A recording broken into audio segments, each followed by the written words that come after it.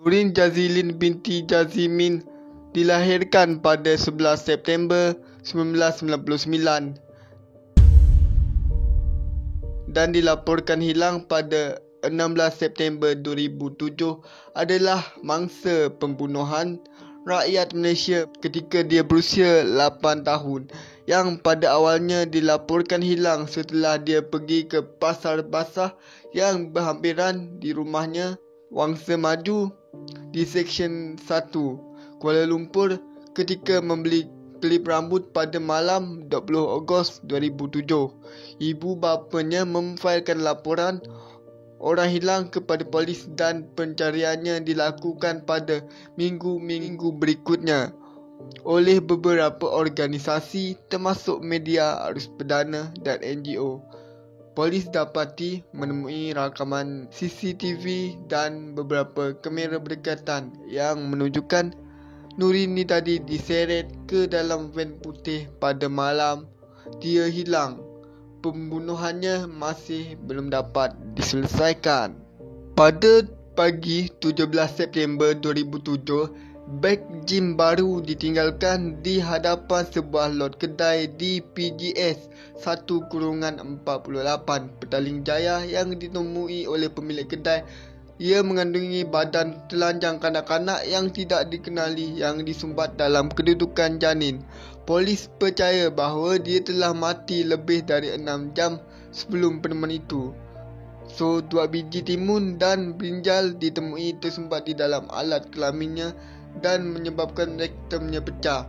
Telah ditentukan bahawa jangkitan bakteria telah menyebabkan kematian Nurin Jazilin. Pada masa itu, mak bapa Nurin ni tidak dapat mengenal pastilah mayat anak diorang kerana perubahan ciri fizikal yang ada pada budak itulah.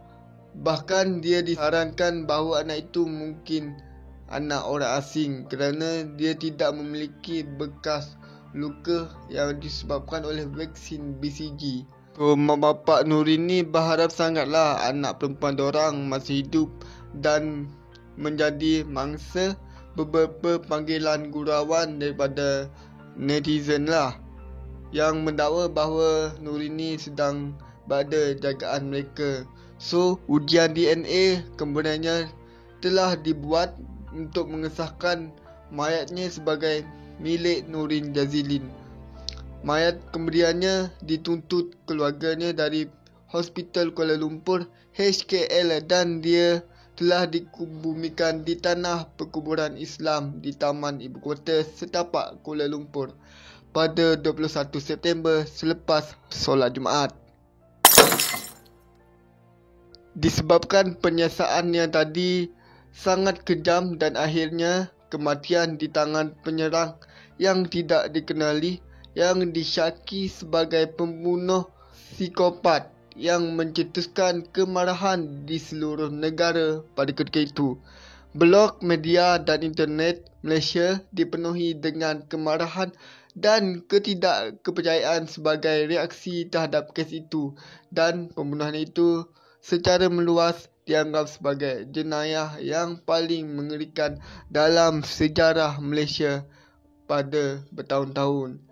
Kes ini membawa kepada pernyataan oleh Perdana Menteri ketika itu Abdullah Ahmad Badawi mengenai kemungkinan mempublikasikan senarai pesalah seks kanak-kanak yang disabitkan kesalahan. Ketua Polis Negara pada ketika itu, Musa Hassan, pada awalnya mencadangkan agar dia menyiasat sama ada ibu bapa Nurin Jazilin ni cuai suatu kesalahan yang boleh menyebabkan tuduhan di bawah Seksyen 33 Akta Kanak-Kanak 2001. Saranan ini menimbulkan kemarahan masyarakat terutamanya dari Lee Lam Tai, Ketua Yayasan Pencegahan Jenayah Malaysia pada ketika itu yang menjawab bahawa menghukum ibu bapa lebih jauh adalah tidak adil. Pada 28 September, ejen persekutuan menyerbu sebuah kedai di Seksyen 7 Shah Alam, di mana mereka menahan 4 lelaki dan seorang wanita berusia antara 27 hingga 35 tahun untuk membantu penyiasatan atas kes pembunuhan Nurin itu tadi. Jadi wanita itu telah dibebaskan selepas disoal siasat. Sementara lelaki itu direman ke tahanan polis selama 7 hari. Namun begitu, mereka dibebaskan tanpa syarat 3 hari kemudian kerana kekurangan bukti. Kemudian memberikan penghargaan sebanyak RM10,000 untuk maklumat yang membawa kepada penangkapan pembunuh Nurin. Seorang peniaga swasta tanpa nama bersetuju untuk menambahkan RM10,000. Pada 2 Oktober, polis telah menangkap seorang wanita Indonesia di sebuah pasar di Nilai Negeri Sembilan. Ketika berhadapan, wanita itu menelan SIM card yang dibawanya. Pada 11 Oktober, polis mengeluarkan rakaman video yang direkam oleh kamera CCTV yang berhampiran di sebuah kedai di Petaling Utama, Petaling Jaya, di mana beg sukan yang mengandungi mayat Nurin berusia 8 tahun telah ditemui. Rakaman CCTV telah dihantar pada 26 September ke FBI untuk meningkatkan kejelasan gambar yang kabur. Kali pertama yang ditangkap kira-kira jam 1:30 hari pada 16 September menunjukkan seorang penunggang motosikal membawa beg sukan dengan badan Nurin di dalamnya dan meninggalkan di kedai. Klip kedua dirakam 1 jam kemudian menunjukkan seorang wanita berkeliaran di sekitar kedai yang kemudian diambil oleh 3 orang lelaki yang tiba-tiba di tempat kejadian.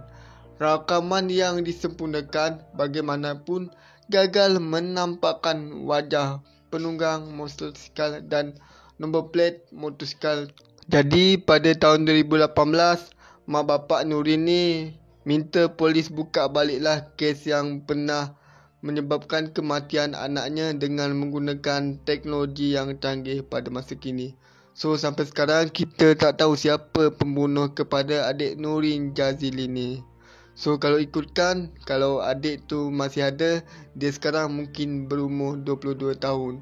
So kita doakan semoga adik Nurin Jazili berada di kalangan orang yang beriman dan beramal soleh dan berada di taman-taman syurga. So kalau korang suka video ni, jangan lupa tinggalkan button like dan komen dekat bawah untuk next video. Assalamualaikum, jumpa lagi, bye bye.